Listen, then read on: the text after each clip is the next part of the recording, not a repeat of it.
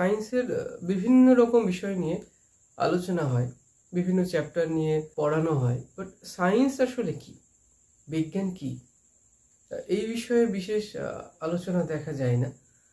আজ এই প্রাসঙ্গিকতাই একটি ছোট্ট ক্লাস। দেখো, সায়েন্স আসলে কি। এই যে আমাদের ইউনিভার্স, বিশ্ব ব্রহ্মাণ্ড, এই বিশ্ব ব্রহ্মাণ্ডকে যদি আমরা পুঙ্খানুপুঙ্খভাবে সুসংবদ্ধভাবে স্টাডি করতে চাই, তার যে প্রসেস, তাই হলো সায়েন্স বা বিজ্ঞান। অর্থাৎ science is a basic study of universe in a systematic way. একটা নির্দিষ্ট সুসংবদ্ধ পদ্ধতিতে আমাদের যে ইউনিভার্স বা বিশ্ব ব্রহ্মাণ্ড বা জগৎ, তাকে অধ্যয়ন করা, তাই হলো বিজ্ঞান। এখন জানবো ফাদার অফ সায়েন্স। এই বিজ্ঞানের জনক কাকে বলা হয়? সাধারণভাবে বিজ্ঞানের জনক বলতে আমরা গ্যালিলিওকে জানি। গ্যালিলিওকে বলা হয় ফাদার অফ সায়েন্স। এই যে সায়েন্সের কথা বলছি, বেসিক্যালি সায়েন্সের তিনটে অংশ ধরা হয়। এক হচ্ছে ফিজিক্স, অর্থাৎ পদার্থবিদ্যা। দেখো, আমি বলেছি বিজ্ঞান অর্থাৎ সায়েন্সে বিশ্বজগৎ বা ইউনিভার্সকে অধ্যয়ন করার একটা পদ্ধতি বলা হচ্ছে। তাহলে এই যে তিনটে ভাগ বললাম, physics, chemistry and biology. Physics অর্থাৎ পদার্থবিদ্যা। এই পদার্থবিদ্যায় আমরা কি আলোচনা করি? প্রাকৃতিক বিষয় এবং বিভিন্ন রকম যে ঘটনা, তার অধ্যয়ন। সেকেন্ড হচ্ছে কেমিস্ট্রি বা রসায়নবিদ্যা।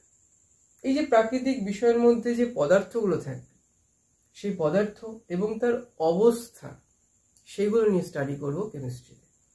আর বায়োলজিতে কি স্টাডি করব? অর্থাৎ জীববিদ্যাতে আমরা জীবন নিয়ে অধ্যয়ন করব, আমাদের লাইফ নিয়ে অধ্যয়ন করব, নানা রকম জীব নিয়ে অধ্যয়ন করব, অর্থাৎ জীবনের অধ্যয়ন হচ্ছে বায়োলজি।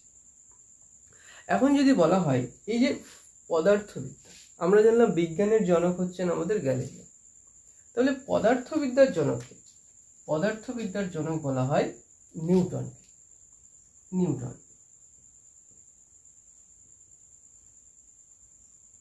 যদি বলা হয় পদার্থবিদ্যার জনক, তখন আমরা বলবো নিউটন।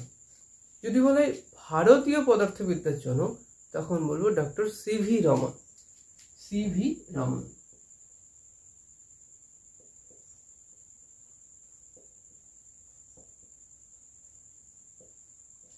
এই বিষয়গুলো নিয়ে আমরা আরো বিস্তারিত জানবো পরবর্তী ক্লাসগুলোতে।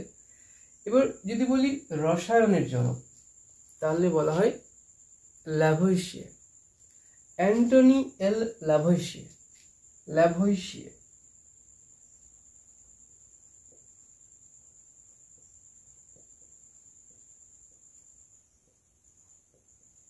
এবং জীববিদ্যার জনক বলা হয় অ্যারিস্টটল।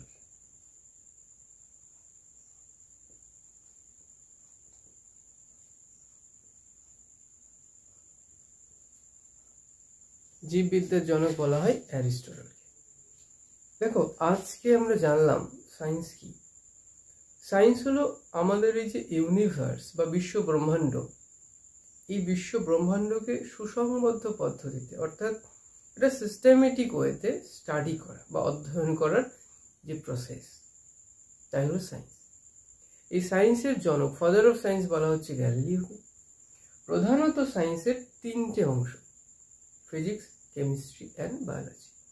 ফিজিক্স বলতে আমরা বুঝি পদার্থবিদ্যা, কেমিস্ট্রি বলতে বুঝি রসায়ন, অ্যান্ড বায়োলজি বলতে বুঝি আমরা জীববিদ্যা। আমরা ফিজিক্সে অধ্যয়ন করি কি? এই মহাবিশ্বে যে সমস্ত প্রাকৃতিক ঘটনা ঘটছে, সেই সমস্ত প্রাকৃতিক ঘটনা এবং বিষয়গুলোর অধ্যয়ন। কেমিস্ট্রিতে কি বলবো? পৃথিবীতে যাবতীয় পদার্থ আছে, সেই পদার্থ এবং তাদের অবস্থান সম্পর্কে অধ্যয়ন করব। আর বায়োলজিতে আমরা অধ্যয়ন করব কি? বায়োলজিতে আমরা অধ্যয়ন করব জীব সম্পর্কে। জীবের অধ্যয়ন হচ্ছে বায়োলজি। এখন এই প্রত্যেকটা ফিল্ডের যারা ফাদার বা জনক, তাদের সম্পর্কে জানব। যদি ফিজিক্সের জনক বলা হয়, তাহলে বলতে হবে স্যার আইজাক নিউটন। কিন্তু যদি আমরা ভারতীয় পদার্থবিদ্যার জনক বলি, তখন বলবো সিভি রমন। এবং যদি রসায়নের জনক বলি, অ্যান্টনি এল ল্যাভোইসিয়ে হচ্ছেন রসায়ন বা কেমিস্ট্রির জনক, এবং অ্যারিস্টটল হচ্ছেন জীববিদ্যা বা বায়োলজির জনক। এই ছিল আমাদের বেসিক সায়েন্সের ছোট্ট ক্লাস। নেক্সট ক্লাসে আমরা ম্যাটার বা পদার্থ নিয়ে স্টাডি করব।